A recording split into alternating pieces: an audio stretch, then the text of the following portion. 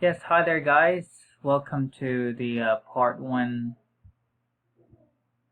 video of a series of videos I will be creating on learning on how to become a successful freelancer.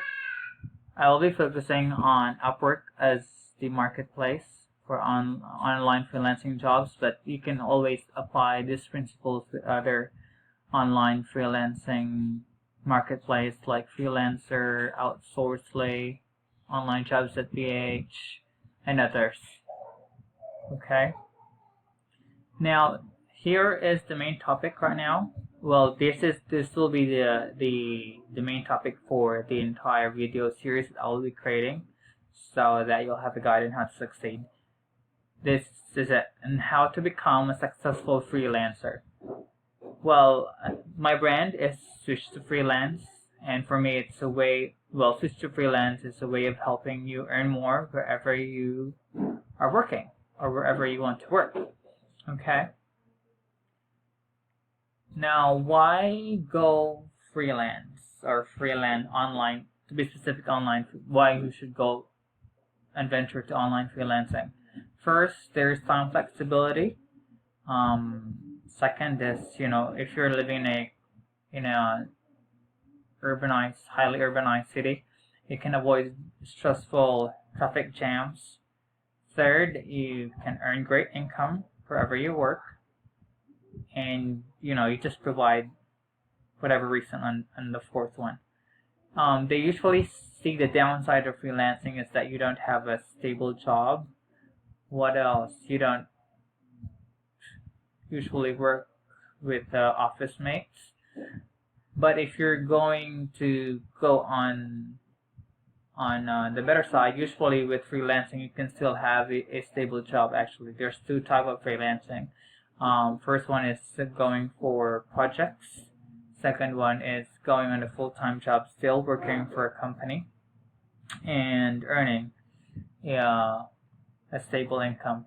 As long as you work for a stable company, you can have the job. But usually with freelancing, with my experience, I started working with small businesses, startups to be exact, and sometimes they end the project earlier. But the thing is that I did get some experience and some skills, and I learned a lot of stuff from them. And then when there's an opportunity to apply for a more stable startup company or medium businesses or even corporates that are looking for online freelancers, you have the edge on getting. You have greater edge and greater possibility on being accepted, since you have experience. You have learned a lot of skills from the other small startups that ended too soon, and so it's not really an issue when it comes to stability. Because if you have the correct set of skills and attitude, you can always find a client whenever a project ends. So you just need to weigh if you would like to go for the cons or for the pros. And well, the other pros is, which I do really like, is that you have more time for your family. If you're a mom, you can monitor your kids inside your home, because you usually work at home. If you're not yet married, you're still single, or you're in a relationship but not yet married, you can go to resorts, to different places, countries, if you have the money. As long as there's a great internet connection, you can work with your laptop and what other stuff you need to have to work. Okay. Millennials are into flexibility, and that's why the freelancing trend is also rising. Okay. Alright, now what are the qualifications to be a competitive freelancer?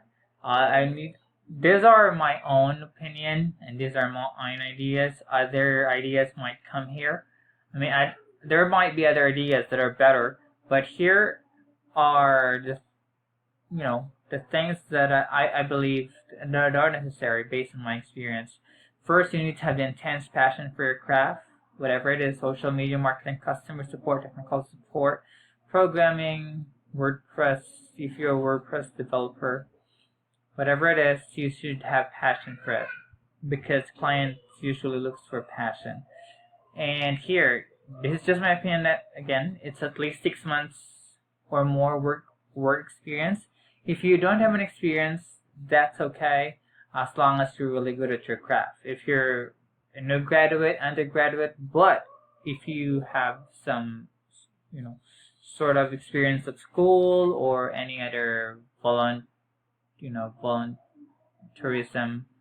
or a volunteer training on some other stuff, like on-the-job trainings, as long as you have the right skills, or if you have just learned it at home all by yourself, okay, as long as you're good at it, you can go for it.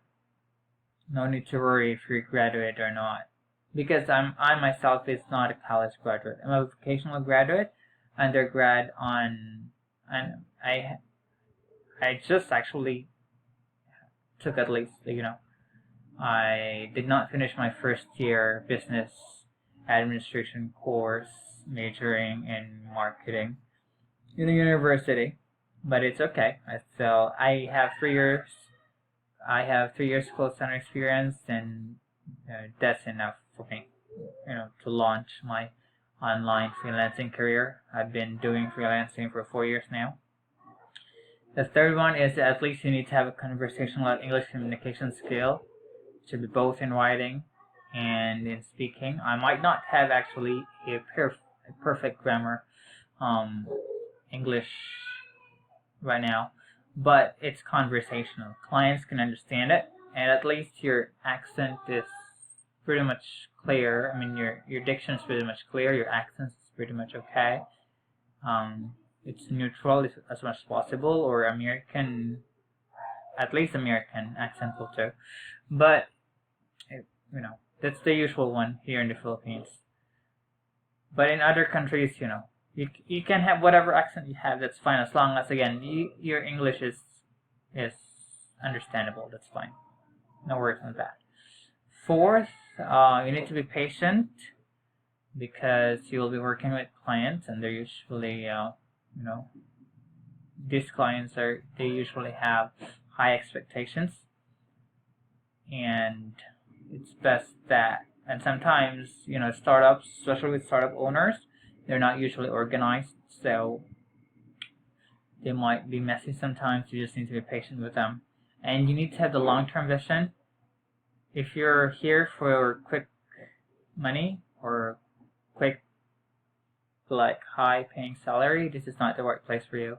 But if you're already if you already have the experience, like you, or for a manager or executive, go for it. You can always get the quick high-paying salary, because you have the experience. But if you're still a starter, then you need to see in a long-term vision that you can start with